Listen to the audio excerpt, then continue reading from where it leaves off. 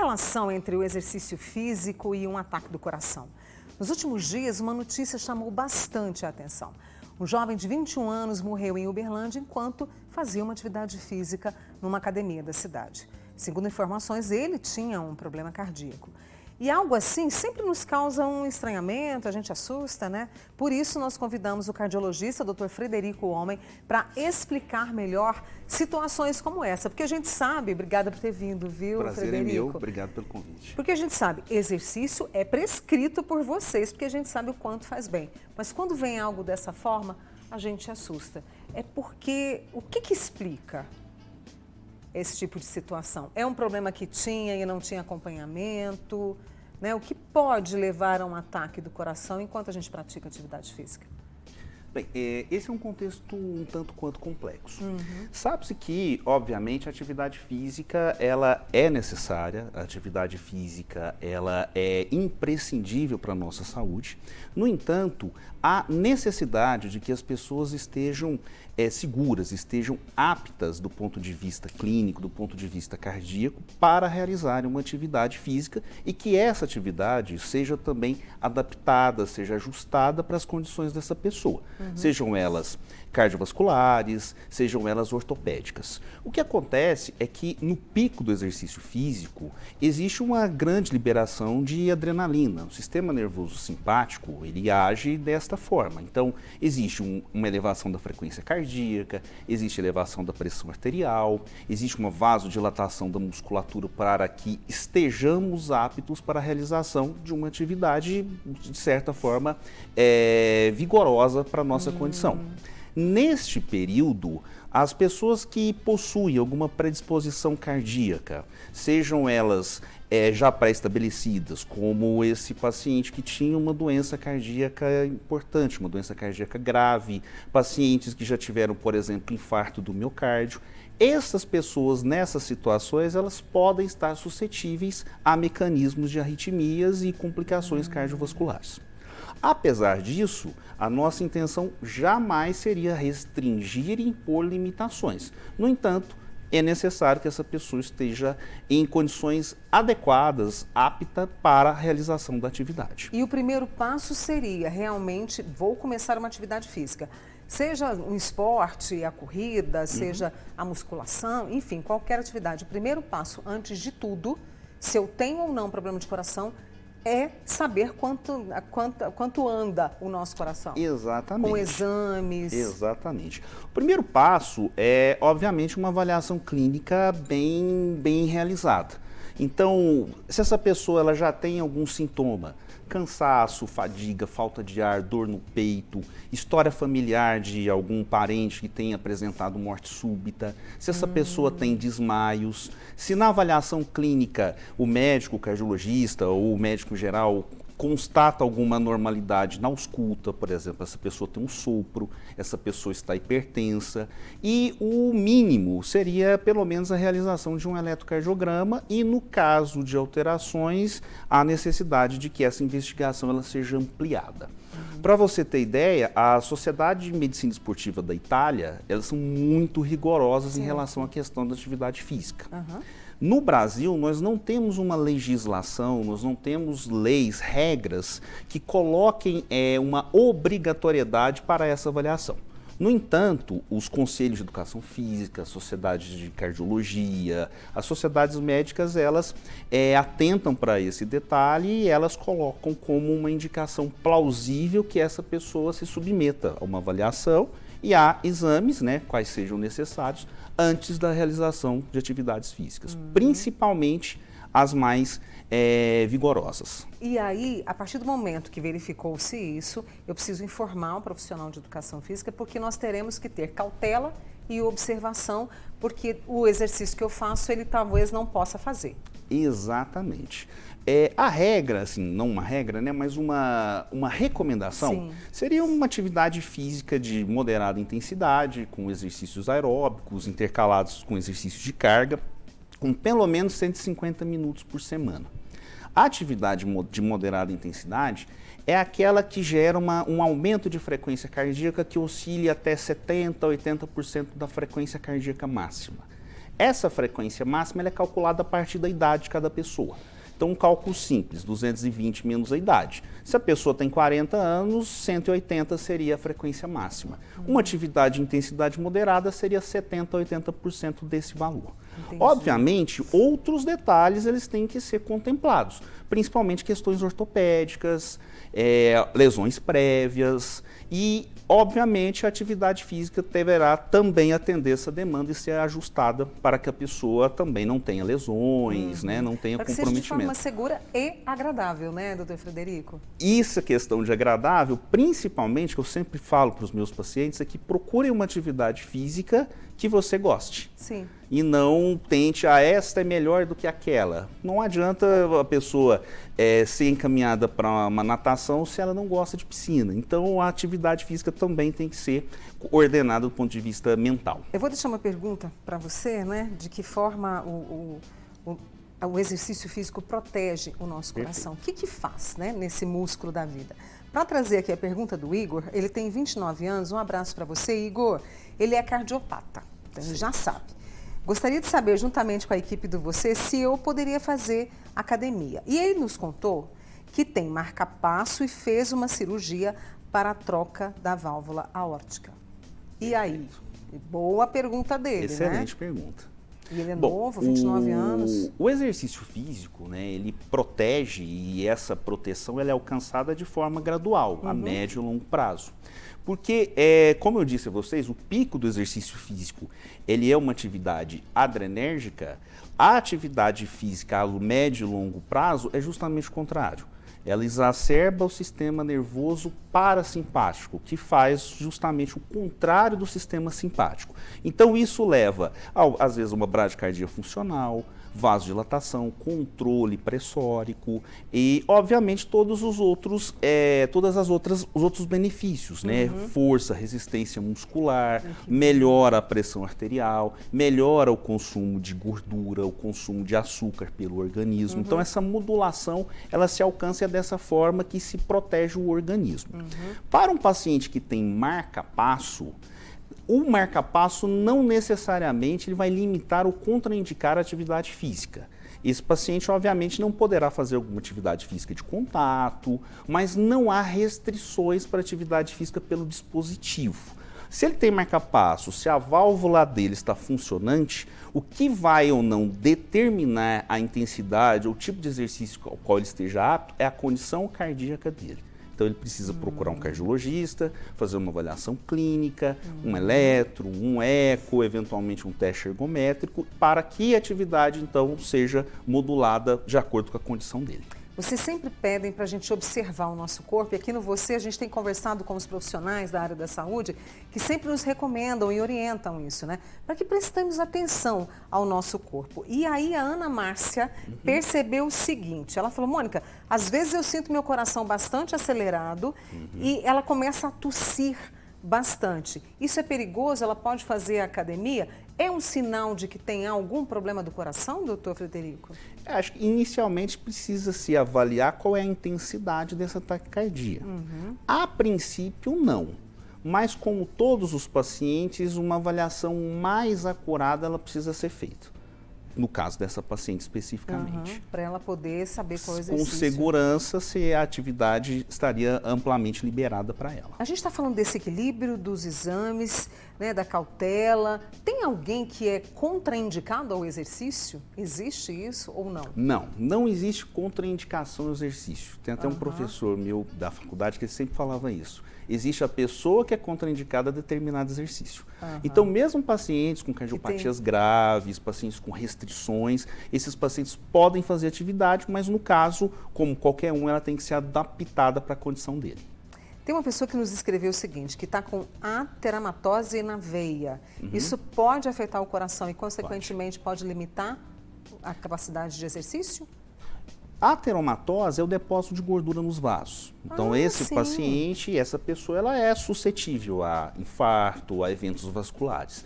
É claro que existe o tratamento específico, né, dieta, medicações, se for o caso, mas a atividade física ela é imprescindível para essa pessoa. Como eu disse, o metabolismo lipídico ele é muito bem modulado em relação à atividade física. Então, essa pessoa, ela é obrigatoriamente, ela precisa realizar alguma atividade. E aí, em relação a essa questão da relação entre a atividade física e o coração, esse cuidado que a gente tem que ter, o horário que eu faço, isso interfere também até para ser um gatilho para algum tipo de ataque do coração ou não? Olha, antigamente se colocava que existia uma relação mais pontual entre ataques cardíacos e pacientes que faziam atividade no início da manhã.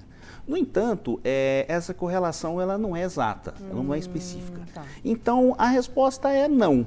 A pessoa pode se adaptar a fazer o exercício em horários diferentes, mas é claro que aí os cuidados também são diferentes. Então, às vezes, uma atividade física ao meio-dia, ela precisa ser melhor modulada, em condições de temperatura, hidratação, alimentação, mas não há restrições ou não há imposições em relação ao horário específico. O importante é a pessoa estar fazendo, a pessoa se mexer. Se mexer, se movimentar. Isso. Vou fazer uma pausa com o Dr. Frederico Homem, que é cardiologista, está conversando para a gente sobre essa relação entre coração e atividade física. Nós temos várias perguntas aqui. Obrigada pela sua participação. Já já eu volto com ele. Muito bem, hoje a gente está conversando com o Dr. Frederico Homem, que é cardiologista, sobre a relação entre atividade física e o nosso coração. Agradecendo a sua participação. Antes de trazer uma pergunta que a gente aqui estava conversando sobre a seriedade do uso de hormônios de forma indiscriminada, né? A gente vai trazer aqui a pergunta de uma pessoa que diz o seguinte: fez todos os exames, testes cardíacos, fez até a angiotomografia, né? E aí, por causa de uma dor no peito. A dor no peito vinha, a sensação de desmaio. Fez todos os exames e foi prescrita a atividade física. Só que essa pessoa está sentindo o seguinte: quando vai para a atividade física, sente falta de ar e o peito queimando. Os exames não deram nada. Pode ter alguma relação com a ansiedade? Porque ela sabe que tem um probleminha ali com o coração e fica insegura? Pode sim. É Pode um ser? contexto que isso pode acontecer, não é uma condição tão incomum, né? E até às vezes pelo histórico, pela preocupação, isso pode desencadear algum gatilho emocional e prejudicar a pessoa. O que ela faz?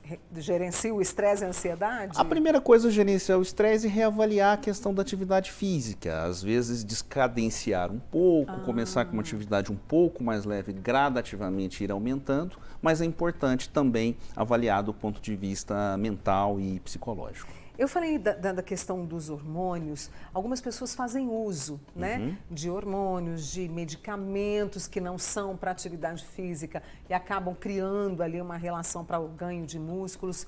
O que você tem visto e qual é o risco disso, Frederico?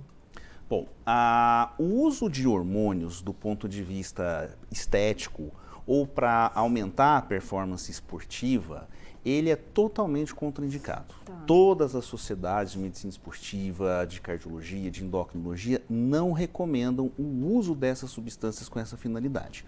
A única indicação para essa reposição, suplementação, seria os pacientes que têm realmente essa deficiência, por uma condição que é denominada de hipogonadismo.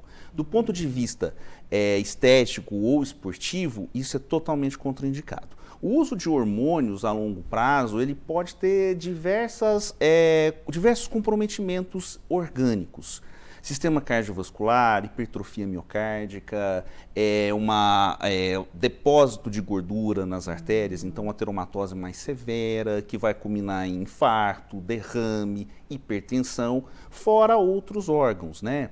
Doenças hepáticas, inclusive com risco, né, de câncer em alguns órgãos. Meu Deus. Sim, pode levar a alguns adenomas hepáticos, isso pode levar a cânceres e neoplasias, por exemplo, próstata, podem desencadear essas questões de uma forma mais precoce e, obviamente, de uma forma mais complicada nesses pacientes. A suplementação ela tem que ser prescrita, porque cada pessoa Sim. tem um desenho no organismo e uma fase da vida, não é, Exatamente. doutor Frederico? E existem pessoas que usam outros tipos de hormônio, eritropoetina, por exemplo, para melhorar a performance, né, que é um hormônio produzido no rim, que faz uma atividade medular mais acentuada. Então, isso era muito comum em ciclismo profissional, mas essa questão também é contraindicada. Muito bem. Deixa eu trazer a Cibélia, do bairro Tubalina. Cibélia, um beijo para você. A filha dela tem 26 anos e fez uma correção de CIA há 1 ano. O médico disse para fazer musculação, mas ela ainda sente muita dor no peito. Ela está preocupada, quer saber como proceder nesse caso. Perfeito. A comunicação intra-atrial é a cardiopatia congênita mais comum, né? E o tratamento, dependendo dos sintomas da repercussão, é o fechamento. Antigamente era cirúrgico, hoje muitos desses pacientes podem fazer esse procedimento por via percutânea, né? Como se fosse um cateterismo.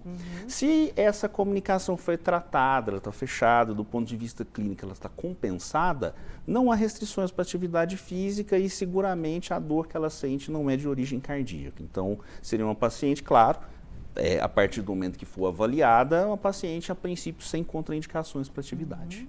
Uso de termogênicos, cafeína. Perfeito. Muita gente usa justamente para ter mais energia, para conseguir melhorar ali durante o exercício. Isso é arriscado? Bastante arriscado. A suplementação, né, de algumas substâncias como creatina, como aminoácidos, né, ou hiperproteicos, hipercalóricos, ela é bem-vinda, né? Essas pessoas, é uma alimentação saudável e isso não causa nenhum tipo de comprometimento.